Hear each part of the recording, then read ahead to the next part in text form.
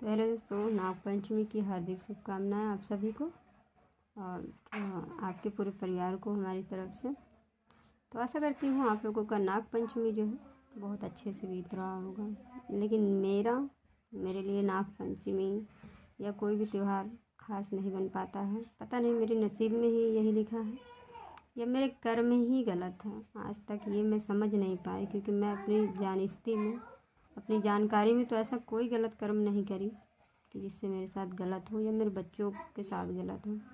लेकिन आज मेरे साथ जो हो रहा है, मुझे कहीं ना कहीं ये एहसास है या गलत लोगों की संगत का असर है ये, और या फिर पता नहीं किसी जन्म में गलत कर ही रहूँगी। उस जन्म का कर्म का फल है। आज इस जन्म में तो नहीं गलत करी हूँ अपने जान में, पता नहीं।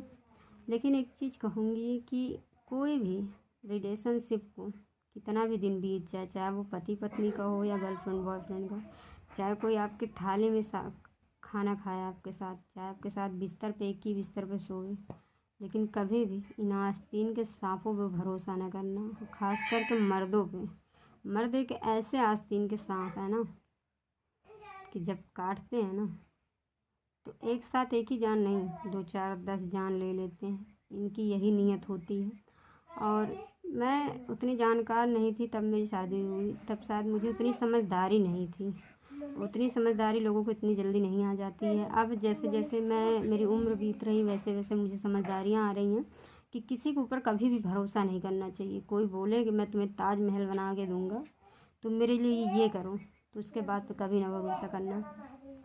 क्योंकि मैंने आज अपना गहना गुड़िया अपने पति को दे दिया, इसलिए सोचकर कि शायद मेरा पति मुझे बहुत मानता है, मुझे बहुत चाहता है, इसलिए अपना दुख मुझे बता रहा है।